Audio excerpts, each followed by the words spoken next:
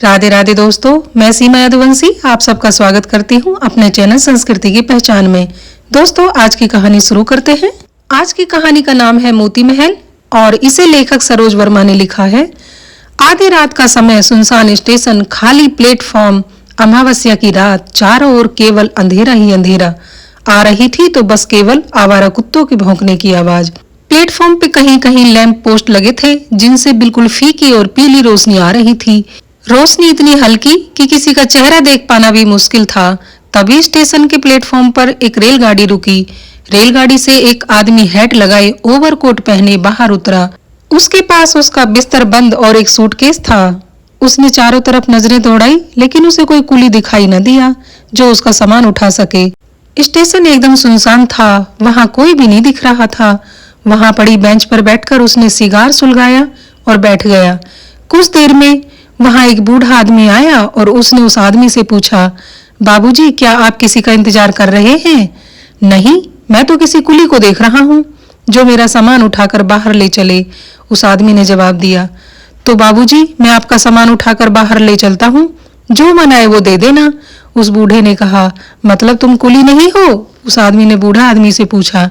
जी नहीं बाबूजी, सुबह से भूखा हूँ, स्टेशन पर भीख मांगता हूँ, जो मिल जाता है उसी से पेट भर लेता हूँ, बूढ़े ने जवाब दिया। अच्छा ठीक है, उठा लो सामान, उस आदमी ने कहा। बाबूजी, कहाँ जाना है आपको? क्योंकि इतनी रात में तो आपको एक ही तांगा खड़ा मिलेगा स्टेशन के बाहर, और वो तांगा है राम खिलावन का। उसे न जाने कौन सा दुख है कि रात को उसको नींद ही नहीं आती। सालों से उसका यही हाल है। बहुत बूढ़ा हो चुका है, लेकिन तांगा चलाने से उसका मन नहीं मानता। कहता है कि वो किसी का इंतजार कर रहा है। हो सकता है कि वो किसी दिन किसी गाड़ी से लौट आए, बूढ़े ने कहा। कौन है वो जिसका वो इंतजार कर रहे हैं?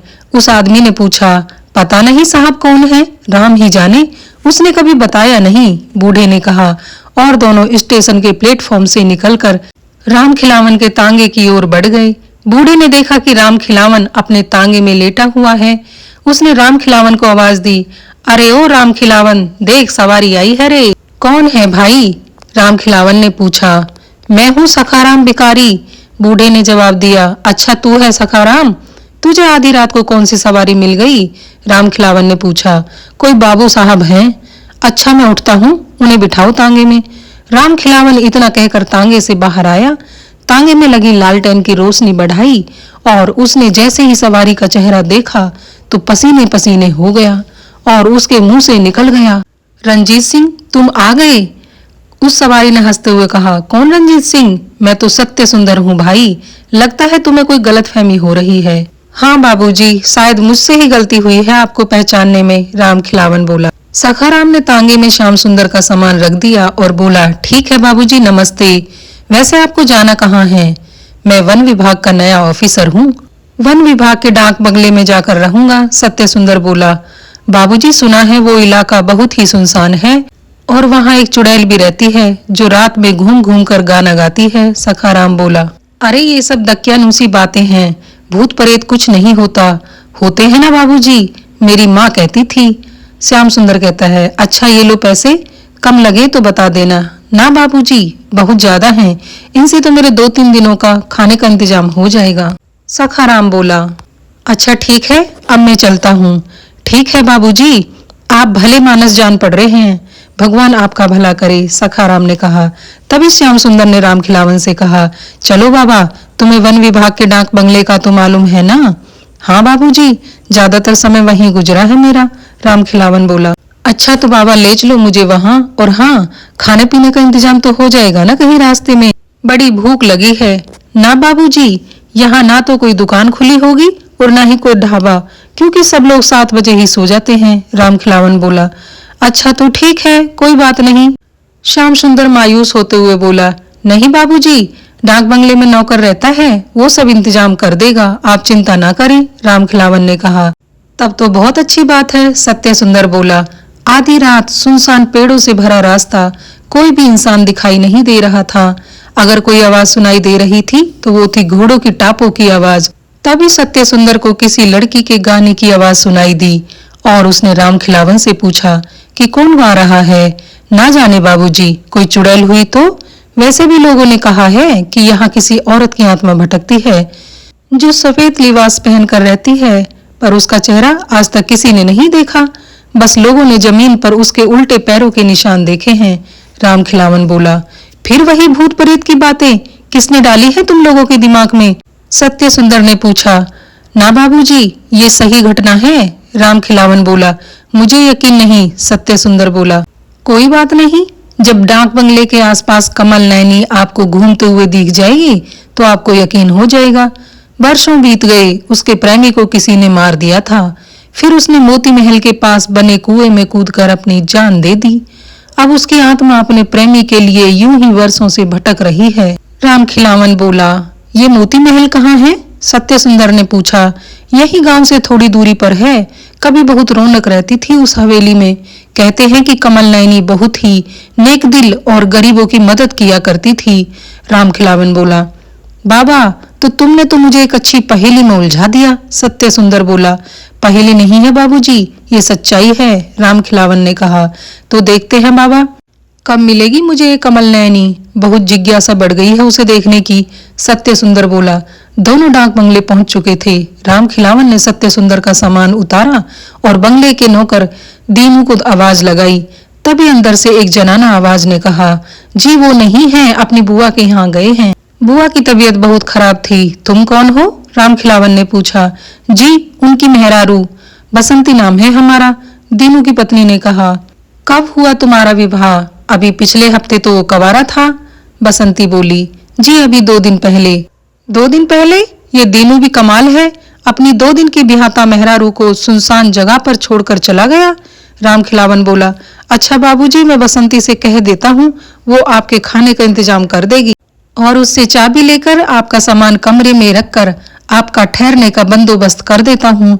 इतना कहकर राम खिलावन बसंती के पास जाकर बोले, डरो नहीं बेटी, मैं तुम्हारे बाप के समान हूँ।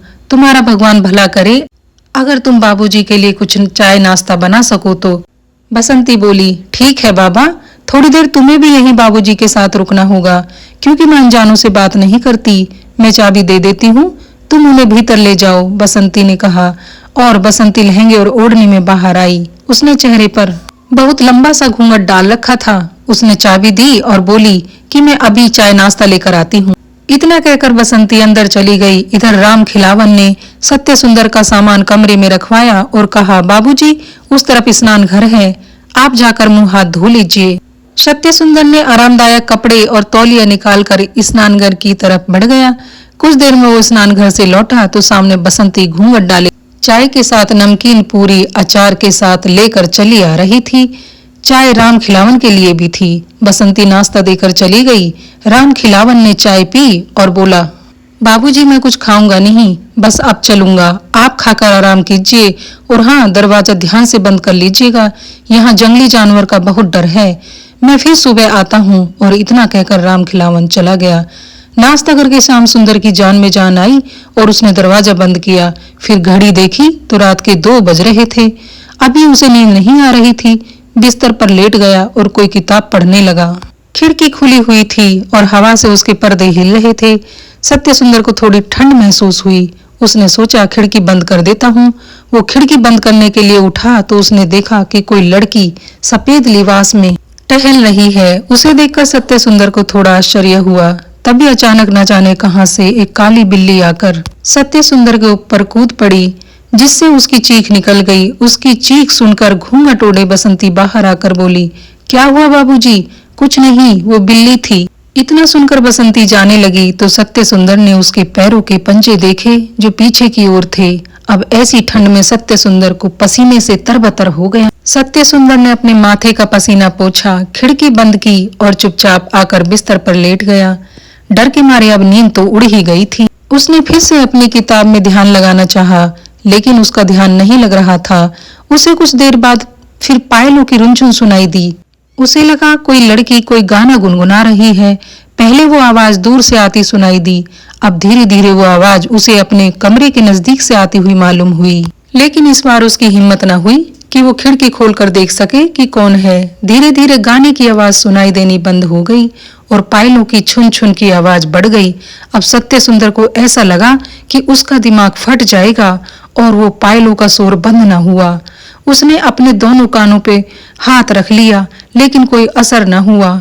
फिर पता नहीं अचानक क्या हुआ, सत्य सुंदर अपने बिस्तर से उठ खड़ा हुआ, दरवाजा खोलकर बाहर चला गया। ऐसा लगा कि जैसे उन पायलों की झुनझुन ने उसे मोहित कर दिया हो, सम्मोहित कर दिया हो।